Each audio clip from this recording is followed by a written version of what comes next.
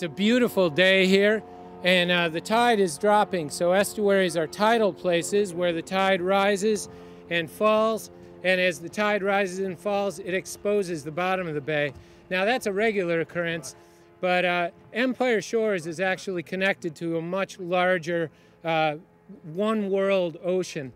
And that one world ocean is what drives these tides, and that one world ocean, like much of our world, is changing. So we've got global climate change, and we understand little about it, but we know that it's occurring, and it could have some impact on the creatures that we're learning about today and about their habitat. All right, I want to say hello to my good friend here. Hello, Tom. Hi, Tom. How are you? Very good, very good. Welcome. Excellent. We're on Estuary Live. I'm Estuary Eddie, and I want to meet your crew here. So what are your names? Zach, Rhea, Darby, Alicia. All right, and the four of you are from what school? Madison Elementary. All right, very good. All right, Tom, what do you have to share with us today? I have a really neat fish. This is actually a lingcod, a juvenile lingcod. And lingcod are a very commercially important, recreationally important species here. And it just so happens that the estuary is incredibly valuable as far as a nursery for lingcod. As you probably may hear throughout today, for the next half hour, that estuaries and bays, 70% of oceanic life have their origin in bays and estuary. So it doesn't look like much of a fish, but eelgrass play a very important role in nurturing this particular fish. So that's just a young of the year, tiny. So it's very, very small. They get bigger than that, right, Tom? Much larger than that. This is actually, whoa! Oh, look at that. All right, what do we have going on? This is actually an adult lingcod, and if you notice that this particular lingcod kind of blends in with the rocks and the eelgrass. This particular fish doesn't have a swim bladder, so it sinks to the bottom. Many fish have an organ that allows them to be neutrally buoyant. This sits on the bottom, and it's a classic ambush predator, meaning that it basically waits for small hapless fish to come around or get too close, or in this case maybe Tom, and actually have an opportunity. If you notice the teeth on this particular fish, it sits there waiting for a fish to swim by, jumps off the bottom and eats it. And what would estuary live be like if it were not for a live fish? So so this is not a live. This is not a live fish, but this, however, now fishy cooperate. Whoa. Okay. So this is a live lingcod, and this particular fish is actually just a legal lingcod. It's about 28 inches in length. Again, it is a very sought after both recreational and commercial fish.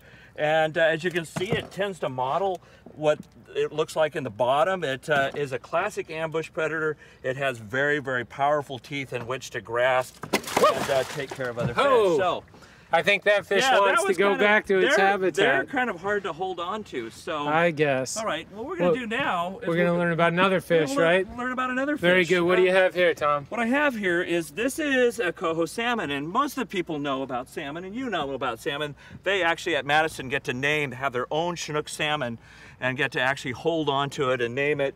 And they just told me all the names that they had. This particular fish is a coho salmon, and for a number of years we thought coho salmon didn't really utilize the estuary very, very often. As a matter of fact, I've told literally hundreds of people that they don't.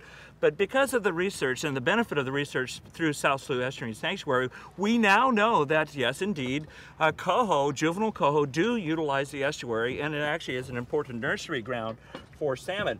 And when you think about salmon, you think about the actual value that they have, not only aesthetically, culturally, but truly this is part of the heritage of the Pacific Northwest. Not only the heritage, but has a great deal of the legacy.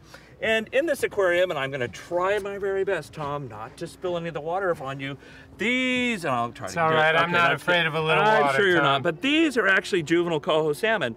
And again, formerly, we would think that these coho would spend one full year in freshwater, move through the estuary fairly quickly, and subsequently would basically not be in the estuary to any length of time at all. Well, now we now know that these particular fish, it's very important to go ahead and have estuary and eelgrass, which is a portion where they actually are able to forage on the amphipods, the young insects that are in there. So we're excited about that. So as they forage, they feed in the eelgrass. They forage, exactly. They feed. Do they use it in any other way? These are little guys, so something bigger could just come along and eat these. Exactly, and exactly. Not only does eelgrass provide an area for a substrate for organisms to live in, that they eat, but it also provides cover for them and tremendous opportunity for them to hide from larger predators.